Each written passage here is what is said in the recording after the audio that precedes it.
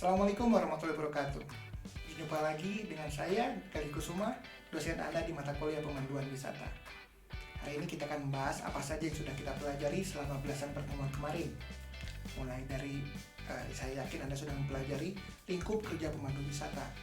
Anda juga belajar bagaimana memandu wisata secara menarik, terstruktur, dan informatif. Anda juga sekarang sudah tahu bagaimana caranya menjadi pemandu wisata yang profesional. Selain itu kita juga belajar banyak hal. Yang pertama, Anda tahu apa saja jenis-jenis pemandu wisata yang ada. Jenis-jenis seperti apa pemandu wisata yang ada di Indonesia atau di luar negeri. Anda juga sudah belajar bagaimana peran dan lingkup dari pemandu wisata, apa saja kerjanya, termasuk kode etik pemandu wisata. Jadi Anda sudah tahu bagaimana cara menjadi pemandu wisata profesional yang berkode etik. Kemudian Anda juga sudah belajar teknik pemanduan wisata sebagai seorang pemandu wisata profesional. Pertama, Anda sekarang sudah tahu bagaimana mengawali pemanduan, menyusun konten pemanduan, menutup pemanduan, dan terakhir Anda tahu bagaimana teknis verbal dan non-verbal dalam pemanduan wisata.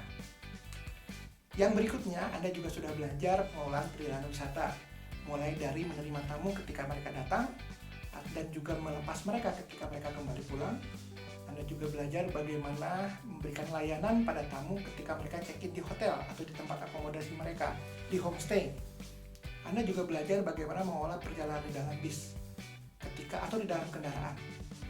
Anda juga belajar bagaimana memberikan layanan ketika tamu mengunjungi suatu atraksi wisata, termasuk menyediakan makanan dan minuman yang memang cocok bagi tamunya.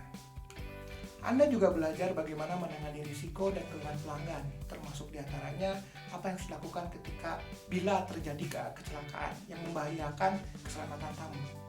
Bagaimana yang harus dilakukan ketika ada wisatawan yang kehilangan. Bagaimana harus dilakukan ketika ada wisatawan yang sakit atau bahkan meninggal. Yang terakhir, bagaimana menangani keluhan pelanggan jika ada hal-hal yang dirasa kurang oleh mereka. Pada materi terakhir, Anda juga sudah belajar bagaimana menjadi pemandu wisata yang profesional dan kemudian sangat sophisticated artinya sangat maju, peduli pada era digital. Anda sudah tahu bagaimana memahami karakteristik tamu, ada jenis-jenis karakteristik seperti apa yang ada dalam tamu yang ikut serta dalam pemanduan wisata.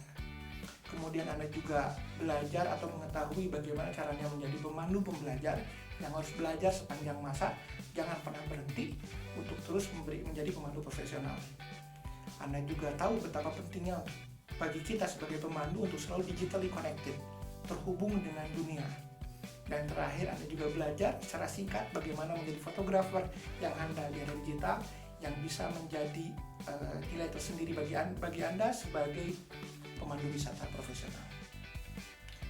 Sekian dari saya, kita berjumpa lagi pada pertemuan selanjutnya terkait dengan ujian akhir Anda. Assalamualaikum warahmatullahi wabarakatuh.